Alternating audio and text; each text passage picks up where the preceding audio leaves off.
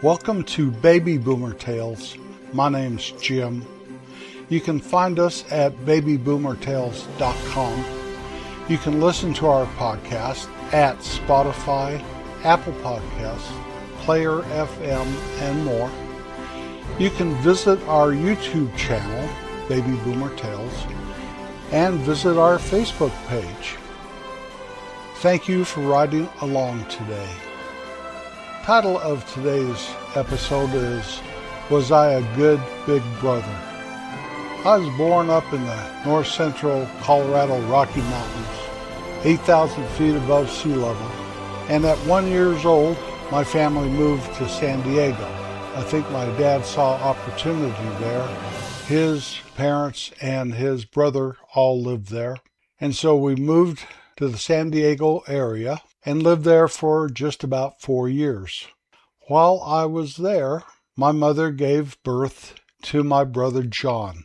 He's 3.5 years younger than me, and what I remember about John the most in California was he was just probably fairly newborn, because I was paying attention to him and my mother was nursing him.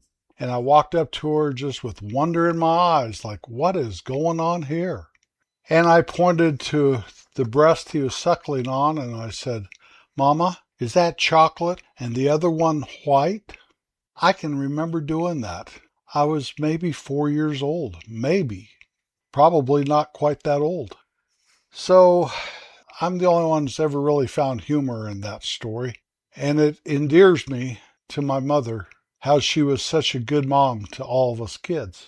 I remember also when John was born, our across the street neighbors, Mabel and Valley, they were dear friends of my parents. We were very close. And they took me to the hospital, but I couldn't go in there. I was probably too little or something. And so out in the parking lot, I remember Valley pointing up to about the 5th floor on the hospital. It seemed like forever up there. And said, up there is where your mama and your new baby brother are. And I was in wonderment about all that. Well, they brought John home, and about 1.5 years later, we moved back to Colorado. And John and I don't know if we were really friends when we were little. 3.5 years is not very close for brothers. But as we grew older, we played together. I remember playing outside against the cinder block walls of our basement. And when we were little kids, like probably 9, maybe 10, we lived in the basement. Then my parents got enough money together to build part of the upstairs, the part right on top of the basement. But against the cinder block walls outside, there's always Granddaddy Longlegs. They just mind their own business out there. You know what that is? They're not a spider. I don't know what they are. You can mistake them for a spider, though, I guess. But I'd get those daddy long legs, and I'd tear a leg off, and I'd throw it on John. And he'd scream. And when I was really feeling mean, I'd throw the whole legless daddy long leg on him. And he'd go running off, probably terrified of those things, because I caused terror in him. We also, though, played a lot. We'd jump off the cliffs over to the west side of the house. There's probably, it was all big boulders and big rocks. It looked like river rock, actually. And it went down about 12 feet. We used to jump off of that thinking we could fly. We'd have a towel wrapped around our neck and stuff. He got a little older, though, and we started wrestling. We'd watch big-time wrestling, and we'd have great matches. John was quite a bit younger than me, 3.5 years. When you're 7 years old, he's only 3. You know what I mean? But he was built like a bodybuilder or something. He is so strong. And even though he wasn't very tall, I had a head on him, at least a head taller. He was just as strong as me. And I was not weak. And we'd have great wrestling matches. And I could always beat him if I didn't make him cry. If you made him mad and kind of lost his temper, he could probably lift the weight of the world on his shoulders. He was so strong. During this period, my brother Don was born. I remember the day we went to the hospital for Mom to have that baby. John and I were waiting in the garage by the car like we were told to do, and I opened the gas tank lid and was smelling that fumes of the gas. Remember what that smelled like? And I thought that was the greatest smell. I used to sneak out there and get a couple whiffs when I was by myself. Well, I decided to show John what that was all about. And we were sniffing gas, and my parents came out ready to go to the hospital. My dad said something like, "What are you boys doing?" And my mother probably said, "Don't do that," without any explanation why, But anyway, when we got in the car, we had an old Buick. It was probably about a 1950, 51, 52 Buick. And I said to my folks, "What are we going to name the baby?" And I can't remember how they responded, if they told me they were going to name him Donnie or what. But I said, "I want that baby named Sandy." Now, I would have been 6 when Don was born, probably. And so Sandy Koufax was a year into his major league career as a baseball pitcher.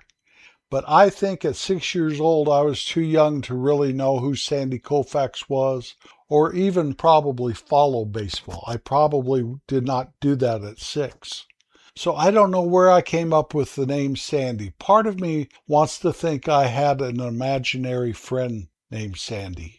And that's probably where it came from. But after Don was born, Sandy went away, never to return to me until about now, when I'm thinking about the origins of that name. Donnie was always smaller than us. Obviously, he was younger. So when John and I would wrestle, Donnie was on the outside, and he'd jump in and throw a couple punches or try to do the old eye gouge on you or something like that. And then he'd run back out of the area we were tumbling around wrestling in. That's funny, because Donnie's the largest of us 4 kids.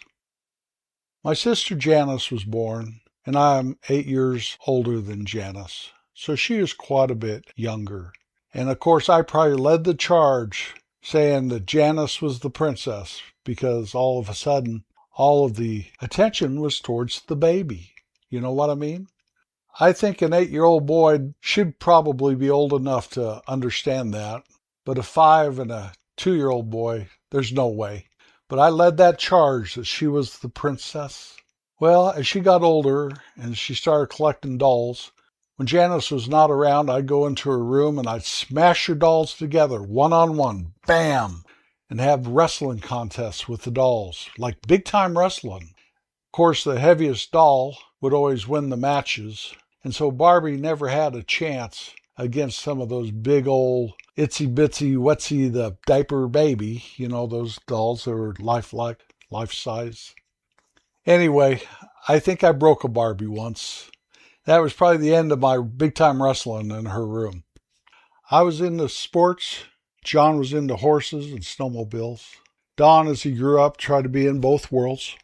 Janice was a girly girl, I'll tell you that. She was the princess.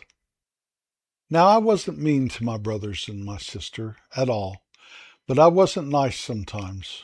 I would pull chairs out from under them or rugs out from under them. It's a wonder nobody got hurt really very bad. I thought I wasn't mean-spirited, but looking back, why was I doing that? To get attention? To show dominance? I already had dominance. I was the oldest. That is not what life is about.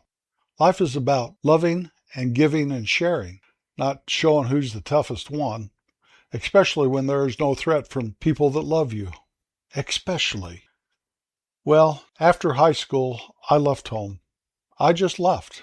I started hitchhiking all over the place. Would never even let my family know if I was dead or alive. That's how full of myself I was. And that's why today I'm talking about this.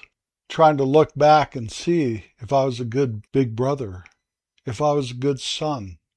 There's so much of my early formative years that I don't think I was. I don't think anyone mattered to me but me. Why that was the case, I do not know, because I loved my family very, very much. But my desires came first in my life. Well, it took me going to jail to send me back home. And then my folks had their hands full with me there. Instead of me, they had no idea where I was or if I was dead or alive. And I was there. And if they said turn right, I'd turn left. And if they said don't do that, I would ignore them. And it was very, very trying for my family. I remember one time I had finally shown up and had an address somewhere, maybe Denver, and my sister would write me letters telling me how much my family missed me, and please come home, and please stay safe, and how much she loved me, and that she was praying for me every day. For some reason, I saved those letters. Through all the stuff I've lost and thrown away and let get stolen and all that stuff in my life, I saved those letters. Well, I did finally grow up, and here I am today telling you about it. I understand that it's no longer me that lives this life, but it's Jesus Christ who lives in me. I understand that. And thank goodness I have a purpose in my life, and I love my family, starting with my parents and my grandparents and my aunts and uncles and cousins, and my brothers and my sister and my wife and my children and my grandchildren. I'm glad that a stupid, silly, selfish young boy is spending his golden years as a grandfather and a husband and a father and a brother. I think it's all been worth it, but I wouldn't do it like that again if I had the chance. Time slips by in a blink of an eye, so be kind every chance you can, and think of others, and never take anything for granted. I'll be back next Wednesday. Peace out.